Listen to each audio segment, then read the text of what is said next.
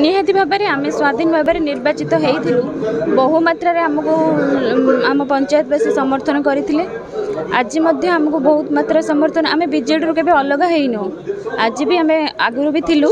एवं आम पंचायत निर्वाचन भी आम बीजेडी सहित लड़ी आगुरी किंतु कौन सी किसी कारण आम इंडिपेंडेंट लड़िलु आज भी आम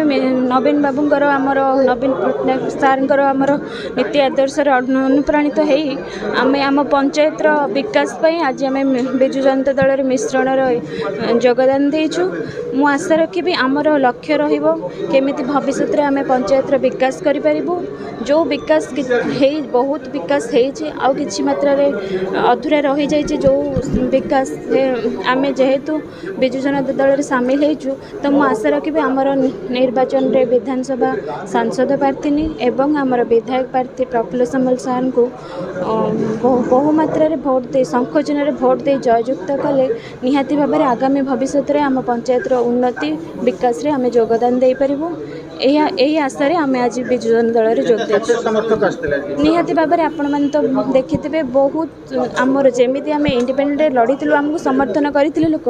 आज ताठू आहरी अधिका लोक आमको समर्थन कर सब आपण मैंने भी देखिथे बहु मात्रा समर्थन कर समर्थन आम सहित रेहेतु आम कहार के खराब करूँ सब बेले आम लक्ष्य रही लोकों सेवा आम पंचायत उन्नति यही लक्ष्य ही आम केवल नहीं निर्वाचन लड़ीचु। धन्यवाद। आपण जानते सी आम आदर्श नवीन पट्टनायक आदर्श विजु जनता दल आदर्श से प्रकृत में कार्य करुले खाली ऑफिशियली गोटे मिश्रण आवश्यकता थिला किंतु तांकर से भाषण आपड़ शुणी जे से नवीन पट्टनायक नेतृत्व को पसंद करते एवं नवीन बाबू नेतृत्व में जो ओडिशार विकास होउची से ताकू भी से ग्रहण करते किंतु तांकर आउ टिके से पादे आगे जाके कहते जे ओडिशा प्रति जमी नवीन बाबूर विकास आभिमुख्य रही जेहेतु सरपंच हिसाब से निर्वाचित होती मो रांदिया पंचायत आहरी किभली अधिक विकास हम से मो प्रति से साहाय्य सहयोग दिया उचित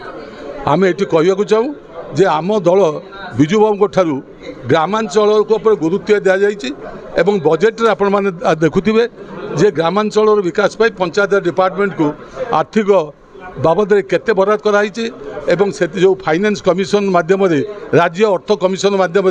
केते अर्थ दिया जाउची एवं वर्तमान आपण निजे देखुथिबे विजु बाबू जो कथा कही जो सुविधा सहरांचल अनुभव से ही सुविधा गुड़िक ग्रामांचल लोक मिलवा उचित से पीवा पानी क्षेत्र हो रास्ताघाट क्षेत्र हो शिक्षा क्षेत्र हो कि स्वास्थ्य क्षेत्र हो आज नवीन पट्टनायक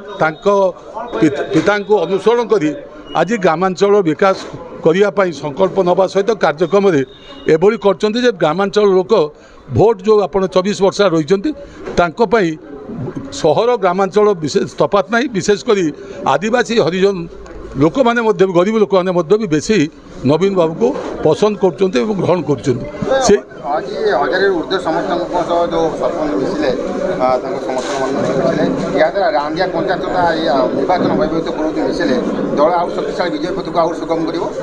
आप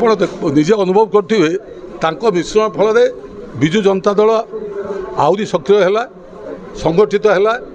एवं ये गोटे रास्ता देखला अन्य मानू जो माने कि भावुले